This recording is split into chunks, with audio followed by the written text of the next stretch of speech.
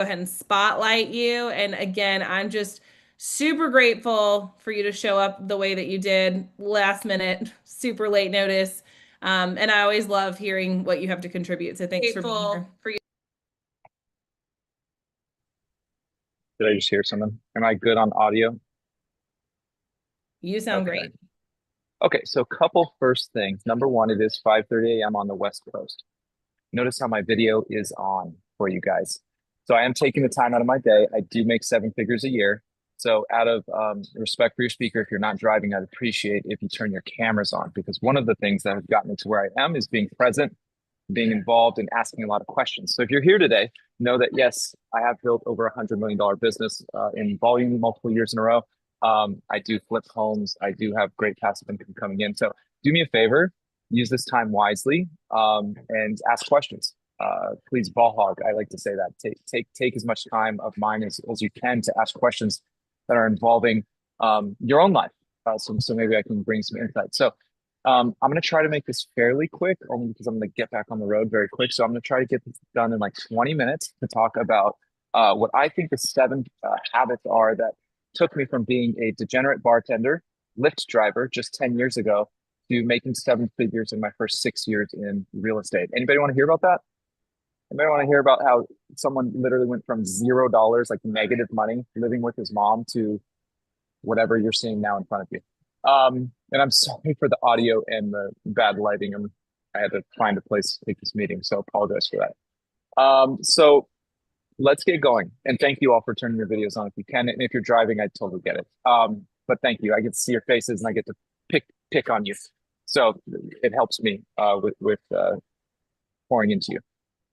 So the other day, I was asked by a friend to present to his, ironically, 40 agent team.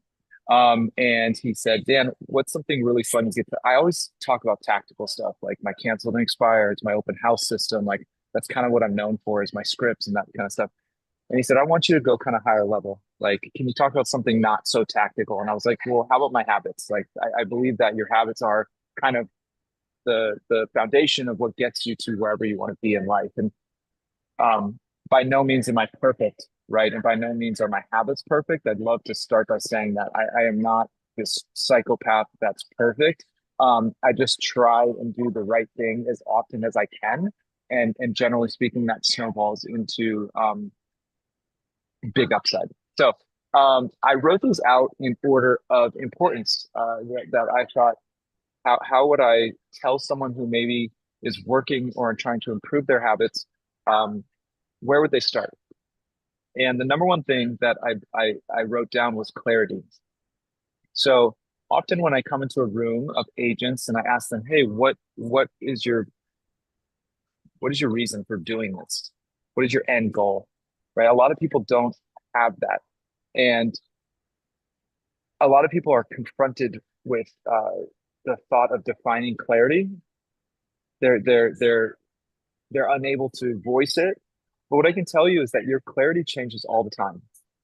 So what I would do if I didn't have clarity is I would take the time and I would say, what do I want to end this year with?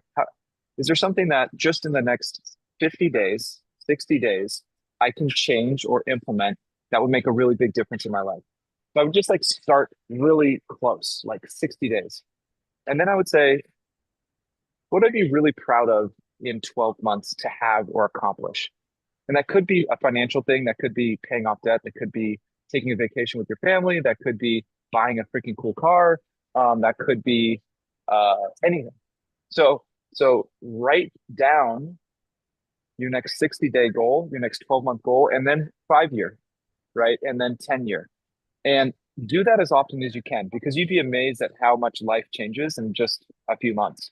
Your clarity changes all the time. So it's not this one thing. It's not, so I have two kids, right? And of course you could say, yeah, my big why is my two kids, but that isn't the driver of everything that I want to do. The driver is, hey, I want to go to Costa Rica for 3 weeks in December. I'm going to Brazil in spring with my family.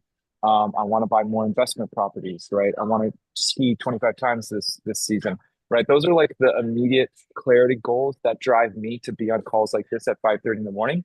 Like just having clarity on awesome things like that is the pushing factor for a lot of the things that you do. So the number one thing I ask of you guys because I know all of you guys are going to implement everything that you hear today, um, is define your clarity and then write that clarity down every morning. It takes about 2 minutes. It takes about 2 minutes. Fast implementers on this call. Beautiful. That's huge. That's probably the number one trait of a rock star. Um, so Dan Martell, I heard. Who knows who Dan Martell is? Buy Back Your Time. The book Buy Back Your Time. Really, really awesome book. But I hired him to be my coach last year, and really changed my life. Hiring him to be my coach, and one of the things he really rocked my world with, I thought I was really cool writing my goals down once a day. He told me to start writing my goals down 3 times a day, which is crazy, right? But if you do that 3 times a day, you're always just self-correcting yourself back in line. So start with one, buy back your time, Cat. Buy back your time. It's all about leverage. So yeah, he asked me to do that. I started doing that. It's amazing how quickly you start to correct yourself during the day when you start to get lazy just by writing out your goals. Okay, so number one, clarity. Gotta have clarity. Number two, hate to bring it up, but morning wake up time. So morning wake up time was one of the most important things for me. I was a really late bird. Like I said, I was a degenerate bartender. I'm quite proud of that. I was up all night long for like a decade, right? And so when I got into real estate, the first few years, I had that same schedule going where I was like staying up till 12, 2 a.m. in the morning. And then I was trying to like get back into the groove of like business by 8 a.m. and it's nearly impossible. Um, and then I started following this guy named Josh Smith out of Arizona who sells like hundreds and hundreds of homes. He's an amazing guy, and he kept posting that he was up at 4 a.m. And I was like, this son of a gun, how is he waking up at 4 a.m.? And I just got competitive with it. And I started waking up at 3:59. I was like, if this guy's gonna wake up at 4, I'm gonna wake up at 3:59. And so I really um like hurt myself waking up at 3:59 for like 3 months. It took forever to get to being a morning person, right? Everyone always says, I'm not a morning person. My wife tells me all the time. Fortunately, she's my wife and not on my team. But like everyone says they're not a morning person. It's just you're not a morning person or a night person. You just are your schedule, right? And so by shifting my morning up by hours, by 4 hours, I was able to write my goals down. I was able to read. I was able to write. I was able to hit every email I wanted to hit. I was able to post on social media as much as I wanted to post. I was able to have a lot of me time. If there's any moms or dads out here, this is the ultimate hack. Like waking up before your family is such an amazing thing. Like, holy moly. So I just love, love, love this second one. There's no magic trick to it. It's just you got to wake up earlier. You got to live in pain until you adjust your schedule. Nicole says absolutely. She must be a mom, and get her free time before the kids wake up. But yeah, so imagine having Kobe Bryant said this. Imagine having 2 hours on your competition every single day. That's 14 hours a week. That's 56 hours a month, right? 56 times 12, whoever can do math, that's a lot every single year. You almost get, someone said, I highly recommend the 5 a.m. club. I used to be a part of the 5 a.m. club. I haven't heard of that in years. That's so cool. 5 a.m. club is really cool. Truby, I don't know if that's how you pronounce that. Sorry if I mispronounced that. That's But it. yeah, 5 a.m. club. Yeah, you just pop on this phone call and for 5 minutes, they give you a little inspiration. That's a great tip. Um, Man, I haven't heard that in years. That's so cool. It's still running. Um, but yeah, mornings, mornings, mornings. It puts you light years ahead of your competition over time. So if you're struggling with the morning, this is your kick in the tushy. The next big one for me is perfectionism. So I was someone who, I think it was something about where I had come from before real estate that made me lean so hard into being perfect when I first got in the industry. Like I bought 11 suits. I always wanted to look perfect. I always wanted to sound perfect. I always wanted my flyers to look perfect. And for the first few years, I was burning so hard because I wanted everything to be perfect instead of letting go of perfectionism and just doing the thing as fast as I could. It also, like I said, it also takes a lot of stress off your shoulders when you just can let go of perfect. Um, I took this call last minute. I pulled over on the side of the road. I found a Starbucks. I popped open my camera and I'm presenting to you guys. That's a really great example of, hey, I'm able to be here. Is it perfect? Is my lighting perfect? Is the sound perfect? No, but I'm here for you guys, right? And look in your life where you're either hurting yourself by trying to be too perfect. That could be anyone, right? Like I think a lot of us are trying to be perfect in front of our friends and colleagues and things of that nature, and it's putting a big burden on our shoulders. And what I'd ask of you is don't be perfect, just be yourself and move fast. Like all of us trying to be perfect, we're almost trying to we're almost trying to thread this needle like every single day perfectly, right? When the fact is the hole can be this big, right? Just like run through it, right? I don't know if that's a great example, but you know, let go of perfectionism. The faster you can do that, the more you'll be able to get done. So that was a big one for me. Anyone ever struggle with perfectionism? It's kind of a big topic. You could probably write a whole book on this for those of us who are in that boat. But it really is an interesting uh, topic to kind of dig through inside of yourself. Like, why do I have this inside of me? And often when I have this conversation with people, like I've talked hours about this. Um, it's something in our past. Like it's us trying to like prove something to like someone, mom, dad, friends, I don't know what it is. It's this battle between like perception of that exterior world onto you, and we gotta let go of it. Gotta let go. One of the fastest ways you can let go of it, honestly, and it's really painful, is just shooting video for yourself and posting it on social media. Like when you shoot video of yourself and then you post on social media like over and over and over again, eventually you're just like, excuse my language, you're just like, fuck it. Like I just got to do this, right? And you just let go. And I have a fake tooth right here. This is a fake tooth I got pushed into a wall when I was a kid. Um, and I always used to look at my videos and try to angle the lighting so my tooth wouldn't look like whiter than the rest of my teeth. It was just such a weird thing. And one day I was just like, dude, just tell everyone.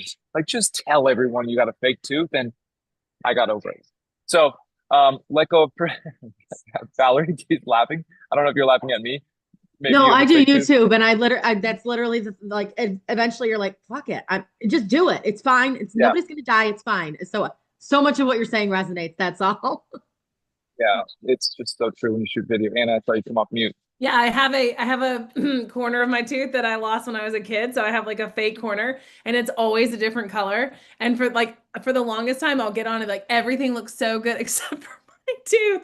So we can compare notes, but I appreciated you sharing And that. nobody cares. Literally, nobody cares. Like, all people care about you caring about them, right? Like, that's what they care about. They don't care about your tooth, right? They care about you caring about them. So just care about people and be yourself and let go of that perfectionism. So if you're one of those people out there, this is your ticket. The next big one, leverage. I'm kind of I can only associate you with fake tooth people. All right, get the hell out of here. Let's boot this guy. All right. I am nice, but I'm also a little gangster. Um, leverage. Leverage is huge. I have four virtual assistants, a listing coordinator, a transaction coordinator. I live 2 hours away from my market. Wow. 2 hours. Look, I'm only going to sell like 35 million this year. And for me, that's only 35 homes. Sorry, guys. But I'm only gonna sell 35 homes this year, and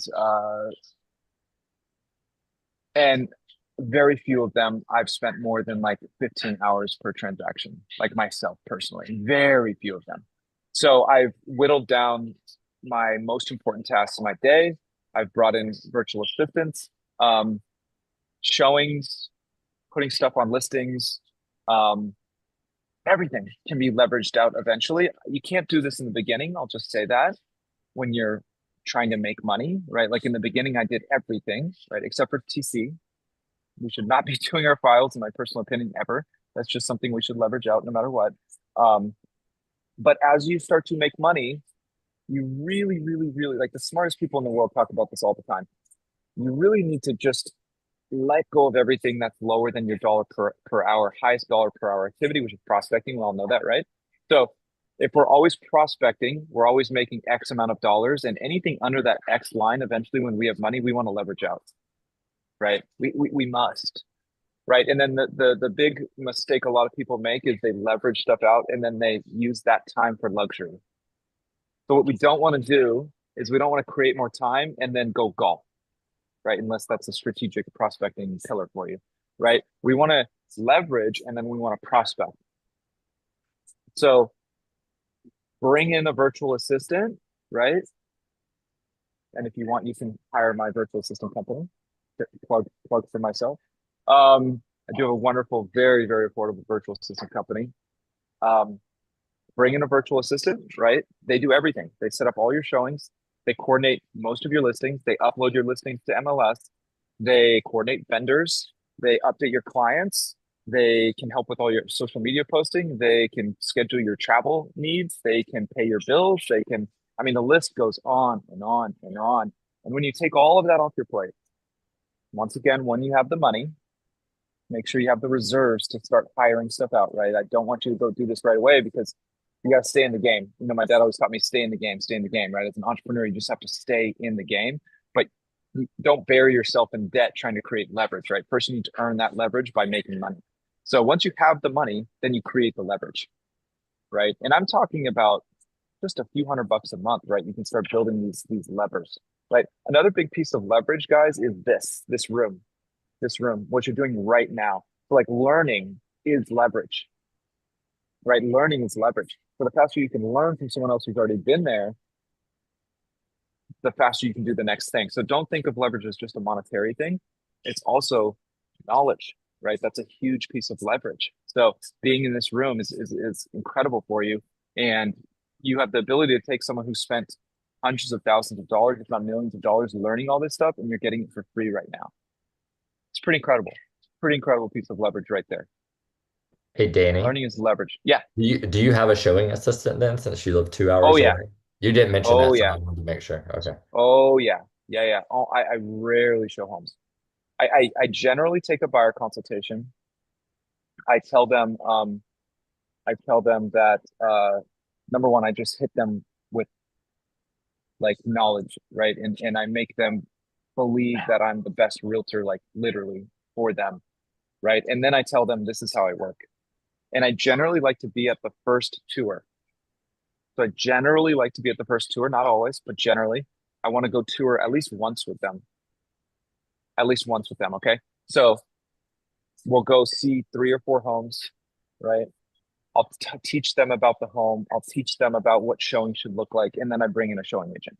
Now, if they're a referral and they really trust me, I won't see a home with them until they find the right home. And then when they find a home they love, I go see that home. I'll pull the reports and we'll try to get that house for the best price. Someone said, remind me of your team structure. I think that was pointed towards me. I used to have a 25 agent team. That was when I had my big $122 million year. Now I'm down to me and 3 agents. I realized I really didn't like babysitting. And I kind of went the Keller Williams route where it was like team, grow a team, grow a team. And for me, it just wasn't my thing. I just don't like babysitting people. I just kept getting my heart broken. So now I'm down to just 3 people who I really enjoy being around. And I don't mind if they leave my team, but I do enjoy helping them grow. And now I'm just kind of building my own thing. So how my structure works is me showing agents, and I no longer have permanent showing agents. I used to have permanent showing agents. Now I just have a bench of like 10 people, that I can text all at once. My virtual assistant can text all at once. And then they step in and someone picks it up and says, yep, I'll go show that home. And then I pay them per door. So I have showing agent, virtual assistants, listing coordinator, and transaction coordinator. That's what like my little hub looks like. And like I said, that allows me to grow other businesses and do other things and still have cash coming in from my sales business. Okay. Clarity, wake up time, perfectionism, leverage. Next one is a really challenging one for me. It's focus. So focus. A lot of salespeople have like this weird OCD in them where they just can't stay focused. Like even if I was on this call, on the other side of the call, and I was listening to somebody like me, I would be all over the place because I just have no focus. It's really hard for me to stay focused for more than like I found about 20 to 25 minutes. So what I try to do is I try to know my brain and know how long I can be focused for. So if I know I can only be focused for 20, 25 minutes, then I don't schedule anything for longer than 20 or 25 minutes. And I mean everything, like any meeting, like this meeting right now, I'm trying to jam out of this thing by like 25 minutes. I mean, that's really what I'm on pace for right now. Um, I, I just can't stay focused for longer than 20, 25 minutes. So whatever your time length is, 60 minutes, 120 minutes, some people are psychopaths and can be focused for 3 hours. I don't know how they do that.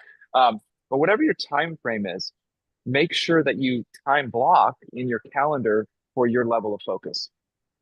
So if you can focus for 25 minutes, guys, clear the room, clear your space, have everything you need, and prospect your butt off for 25 minutes. Turn all your social media off, all your emails, everything, right? Protect your space, create the bunker, and then just prospect for 25 minutes. And then you could be proud of yourself, tap yourself on the shoulder, go for your walk, go wiggle, whatever you need to do to kind of reset, and then come back and do another 25 minutes. And this little hack that I don't want to say I've created, that I've learned, has made me insanely more productive than me saying, okay, I'm going to go prospect for an hour. And then that hour, I'm just doing everything else. I'm willy nilly, looking around. I'm going to get my coffee. I'm going outside to play with my dogs. You know, if you can focus for 25 minutes, Nicole Moore, that is not just you, girl. That's probably half of this room. Yeah, everyone's raising their hand. So it's very real, but a lot of us don't confront it, right? A lot of us don't confront it in front of ourselves and be like, this is a problem. How do I fix it? Right. And so the fix is really figuring out your focus window. And like I said, for me, that's about 20 to 25 minutes. I know that sounds funny. I don't know. Maybe there's someone in here who's even crazier than me that it's 5 minutes, but figure out your amount of focus time and then just start committing to being focused for that amount of time on whatever you're working on. Right. And that'll change your life. Okay. Another funny one.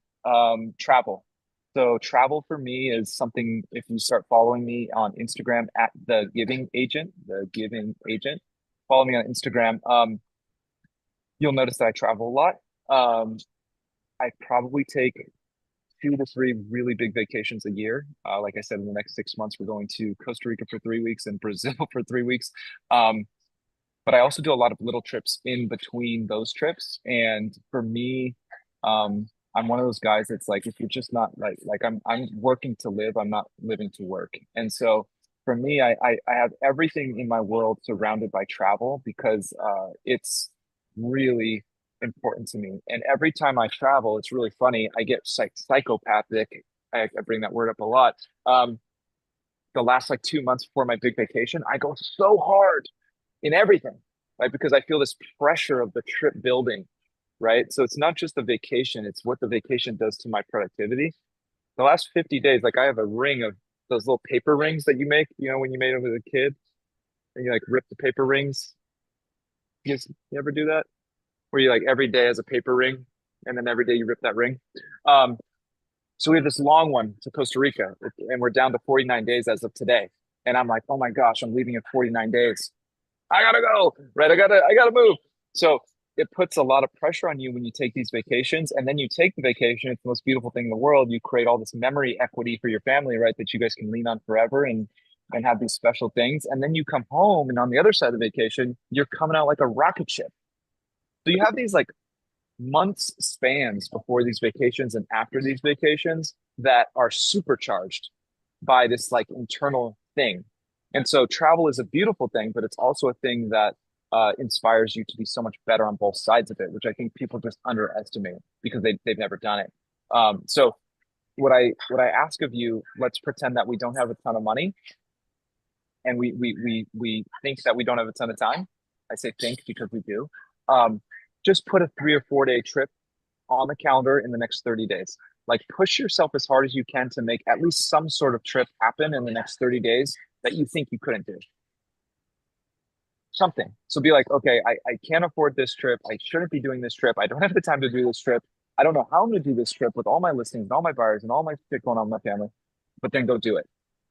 And what that'll do is it'll start expanding your pain threshold. Last year we did 31-day RV trip. I did that because my coach literally said, Danny, you're never going to do it unless you just do it. And so I want you to book your RV trip. And so I booked my RV trip and my family left for 31 days. And we were gone away from my market for 31 days. And it was such a wonderful trip for the trip that it was. But from an entrepreneurial standpoint, it really expanded my mind. It was like, wow, I can actually run my business 100% away for an entire month. And I'd never done anything like that. And that one experiment like changed everything for me. So do the same thing for yourself. Like start expanding your pain threshold and then watch what that does for you. Or don't. That's cool too. Where are we going, folks? Built more in December. Nice. I don't know what that is, but it sounds awesome. Okay, the last big one. So this is the 7th one. And it's funny, I said they're in order of importance, but this one could be flipped, I think. So living in an abundance mindset versus a scarcity mindset, right? We hear this all the time, and I can't tell you how important this is for success. So just understanding that there's enough out there for you. Right, I heard this agent post on Lab Code Agents the other day. Compass bought 60% of the listings nationwide. What are we going to do? And I thought, how many houses do you actually need to sell to like make enough money to live your biggest life? Can we just come off the mics real quick and just say, like, in your market right now, how many homes do you need to sell for you personally to live the biggest life you could imagine? Like 50 plus. Janet, 50 plus, Janet, 40-ish, 35. 35, 50. 50. Okay. How many homes sold in your market yesterday? Does anybody know? And then you can expand that out to a week, a month. How many houses have sold? A year? And when you start to look at how many houses actually sell in your market, you realize how abundant the world really is. Right. So I only have to sell 50 homes to live this massive life, and 500 sold this month, right? Or whatever it is. So you guys have everything you need, right? You have all the tools, you have all the knowledge, right? There's nothing holding you back from living the most incredible life you've ever lived. And that's how you have to go into every single day, with that mindset. And then the universe comes back and responds and says, yep, Danny, you're right. Here you go, buddy. And if you believe in God, God. If you believe in universe, universe. And it's pretty incredible. And I'm sure everyone in here has witnessed this to some degree in their life, right? How beautiful things happen to you when you are open for them, right? So abundance is my last 7th, maybe not habit, but 7 things to keep in mind while you're on your path to, thanks, truly appreciate you. When you're on your path to getting to 7 figures, abundance will help you get there.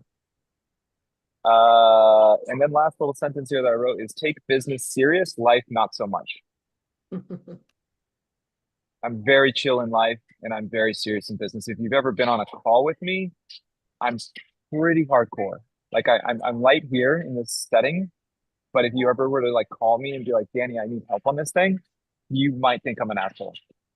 And it's not because I'm an asshole. It's just because I take business so seriously. And I'm like, hey, if you tell me your situation, I'm going to say, dude, fucking stop eating chips and wake up at 4 a.m.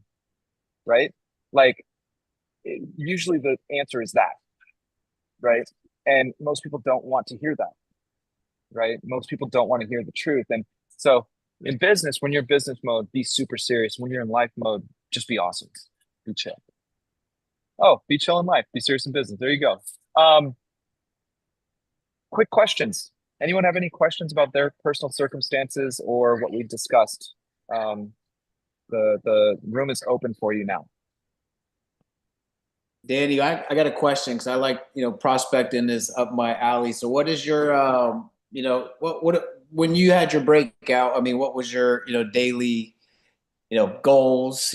How do you go home in the afternoon and just say, hey, I crushed today? There's nothing special. You've heard this before. Prospect. So I script and role play every single morning. I've been scripting and role play every morning. Even today, I'll be scripting in 2 hours. I've been scripting and role playing every day for 10 years. That's number one. I think your skill set, right? It's the sharpening of the axe, right? A dull axe and a sharp axe. You walk up to the tree, you're going to get a lot of different results. So I sharpen the axe, and then I prospect for 2 hours, and then I follow up for an hour. That's the perfect day. That varies. But in my biggest year, I think I took 14 expired listings. And I did open houses every single weekend. And so that year, I think I did 47 deals for like 62 million myself. And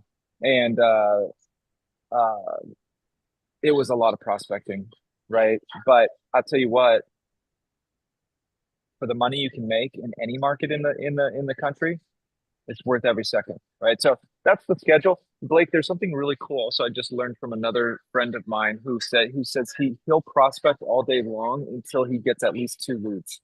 And I was like, that's kind of a cool way to do it. He's out of San Diego. I forget his name. He talked to me the other day. But I was like, that's kind of cool. So you just say, hey, I'm going to prospect until I get 2 leads in the funnel. And then you can't go home until then. And so he'll stay at the office. He says, until I get 2 leads or it's 7:30. And I was like, whoa, that's intense. Yeah. That's pretty intense. But that's a marker, right? So you either have to do it your focused amount of time, or you have to do it. It has to be a smart one, right? It has to be specific. So I'm not going to leave until I've hit a certain amount of contacts or a certain amount of leads or something. I like it. 2 leads a day. Yeah, 2 leads a day, I think, is a pretty cool way to go about life, right? Because then if you nurture those properly, you'll probably convert one of them, right? And then that's a lot of units. Yeah, I think Jeff Glover shares his was always an appointment, and then if there was no one, if he could not set one appointment, then he had to go door knocking in the time that he would have been going on the appointments. But I heard that too. I think it was Ibrahim the other day was saying it's 2 or 7:30. Those are the only that's all he faces when he goes to work every day is 2 leads or 7:30. So I'm trying to think of who brought that into our group, and I keep forgetting his name because I know he got it from him.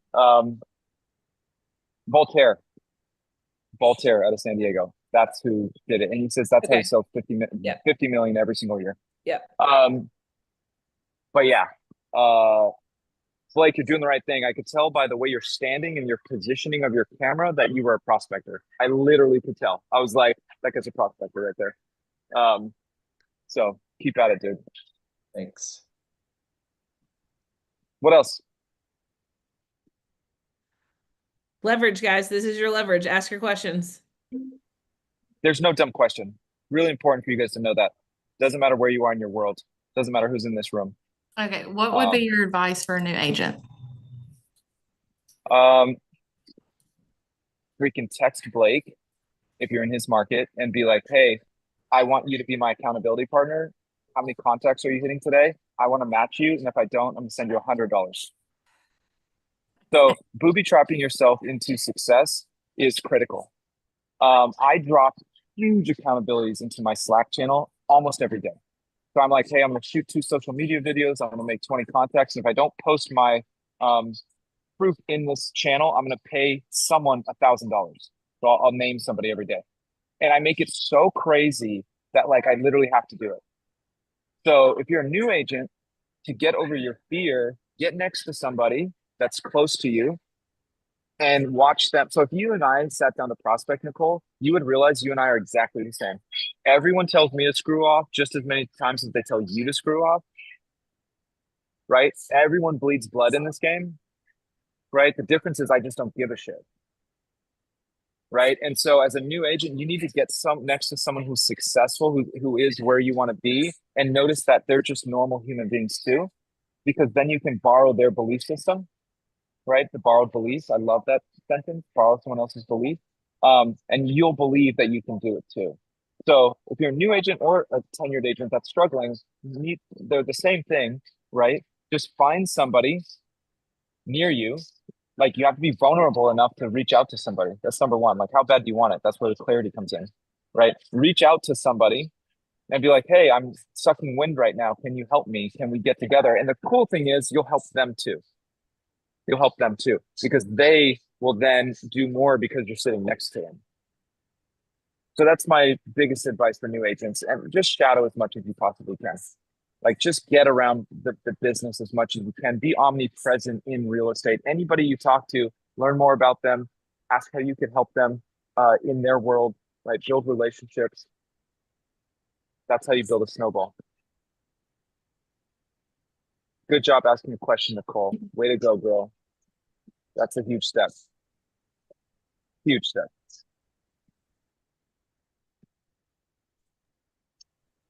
Are you a Mike Ferry script guy, or do you, when you're scripting, circle prospecting, what would you?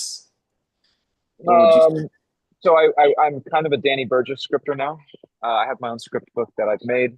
I used to be with Tom Ferry. I left them a while ago. Then I went and coached for Bill Pipes and John Cheplack. I was one of their coaches when they partnered together. And I kind of stole everyone's scripts and made my own. Honestly, Blake, you can do the same quite quickly. Like, you can basically take any generic cancel and expired script and tweak it as you make 10,000 calls. You'll realize what works, what doesn't. One of the funniest things you hear on these script calls is, hey, Danny, this is Jake from EXP. No, sorry. They say, hey, is this Danny? This is Jake from EXP. It's like, what a terrible line is that, right? Instead of saying, see, I'm so conditioned, I actually said it my way first. Instead of saying this is way better, guys, on a script call. Blake, what's going on? It's Danny. Yeah. Then all of a sudden they just they're like, Danny. They kind of lean in. You'll always hear this, Danny. Yeah, Danny with EXP, man. I saw 123 Main Street just popped off the market. What's going on over there? Right. So that conversation, just that introduction, that first 10 seconds, is completely different than every other agent that's calling you. And they actually give you the time of day. And that's actually really important on those cold calls. Just the first 30 seconds, just them giving you the time of the day. That's huge. Awesome. Any other last questions, guys? Otherwise, we got things to do, yeah? Happy Wednesday. Hey, Danny. Thanks for jumping on. Good morning to you. Morning. Where you? I can't see you. Who are you? Where are you? Sorry. Let me see. This is Dave. I'm sorry. I'm leaving the gym, so I have my camera off. I It's apologize. Dave at Oh, Peep It. Yeah, it's Dave right at on, Peep right It. on. Yeah, this is Dave. I'm out of Raleigh, North Carolina. I heard you mention earlier that you came from KW model where you were building a team. You just got sick and tired of getting let down, being disappointed. I'm a former KW agent as well. And so, as a leader, like what's your recommendation to just get to that level where you're just like, you know what, I'm just tired of getting let down. I just want to just focus on going this route, because you pour so much into people. You just, you want them to win. You want it more than them. Get on a call, no one shows up. Train, no one shows up. Oh, bro, man. Just get sick and tired of getting let down. So, like, what's your? Oh, man. Well, I'll tell you what. You're a high I personality, just like me. Yep. On this call, I'm more of a D for you guys, but generally in my life, I'm a very high I. Very emotional. And I've been screwed over so many times by so many people that I've done so much for. I paid for this gal's kids' braces one time. I've loaned people $5,000 just to stay in the game. All of them screwed me. And I don't want to say they screwed me. They just left. I shouldn't say they screwed me. That's not very nice. They left without thought. Maybe that's a better way of saying that. But I'll say this, it always happens. It's continuous. If you're building and you're moving fast enough, people are going to let you down. That's the unfortunate and sad part. What I can say is kind of protect your castle first. That's like my best advice. Like, build your moat first and protect your castle first. And once you have that moat built, you can start letting people cross the bridge a little bit more. But anyone who wants to sell 50 homes can do that with a showing agent and production model. And with the EXP model, here's the crazy thing. You can build the biggest team you want anywhere across the country, right? And you can pour into people without any financial commitment, right? You don't have to pay for their database, their dialers, their leads, all that stuff. You can do this in a more free style, right? You can grow a big team and you can pour into people, but when they leave, it doesn't hurt as much. So EXP allows for that platform, and that's a really beautiful thing. But brother, I can hear it in your voice, and you can hit me up on Instagram once again, The Giving Agent. Please go follow me, give me a shout out if you've gotten something from this. But I can hear in your voice like you've been through it, and unfortunately, that never ever stops. Like you'll continuously be let down by people in business. You kind of have to know that, and just me saying this out loud makes me feel better, because it happens all the time. So build your castle brick by brick daily. Build your moat. Protect yourself. Protect your family. Sounds good. Thank you, man. I appreciate it. Thanks for the question. Anna, you good? Yes, thank you so much for your time. This was, I think, honestly, one of the best one of these sessions we've had this year. I will go back and watch it. I will take all of your 7 things and let chat put it together for me and share with those that were not here. Leverage. There you go. Yes. Boom. Yeah. Oh yeah. Yeah. I wear AI around all day. It just listens to me. And then it tells me at the end of the day what I've said, which is, it's nice. It keeps you real accountable. We really appreciate your time. I know you had other things you could have done this morning, and we appreciate it. Guys, if you need to go back and watch this, it is on YouTube. As soon as I end this, it will be there under our live recordings. Again, Danny, thank you so much for showing what I feel like our EX community is all about, because you just showed up for us this morning. We appreciate it a lot. So happy travels the rest of your day, and everyone have a great Wednesday. Go crush it. Bye guys. Go get it. Bye guys. Thank you. Bye everybody. See ya.